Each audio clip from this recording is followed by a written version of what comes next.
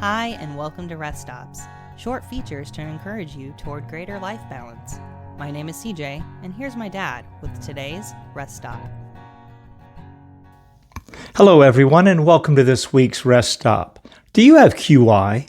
The word QI, pronounced Qi, is traditional Chinese medicine commonly defined as vital energy or life force that keeps a person's spiritual, emotional, mental, and physical health in balance. Those of you who have followed this blog for any amount of time know that I frequently refer to our spiritual, emotional, mental, and physical well-being when writing about rest and life balance. However, I don't write from a traditional Chinese medicine viewpoint, but instead approach these four areas of life from a biblical viewpoint, with the recognition that the Bible declares that we are fearfully and wonderfully made, body, soul, and spirit. All three parts are inextricably connected and make up who we are as human beings. Now, I'll revisit this subject in a future post, but for today, I want to ask you about a different kind of QI, Qi. Do you have QI, quiet influence?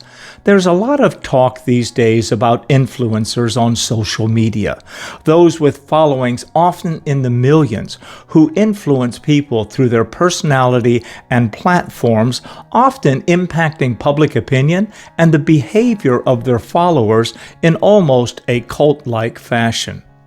Of course, there is nothing wrong with influencing others.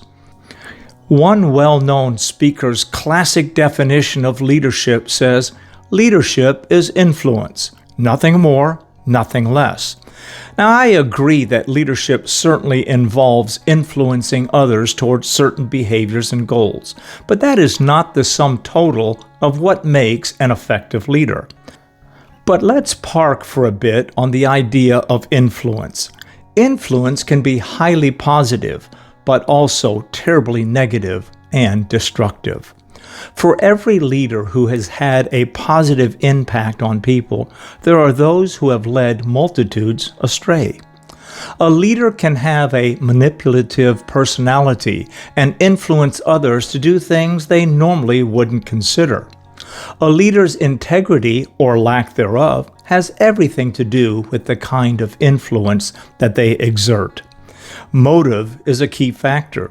If the leader's motive to influence others is so that they can make a name for themselves, acquire power, or financial gain, this kind of influence is clearly unhealthy.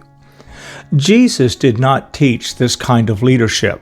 In fact, he didn't teach leadership from a position of authority at all.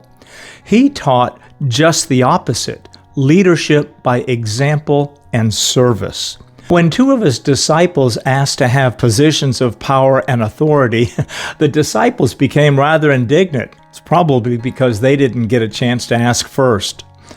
Jesus replies, "The rulers and leaders lead and lord it over people and have control and authority over them.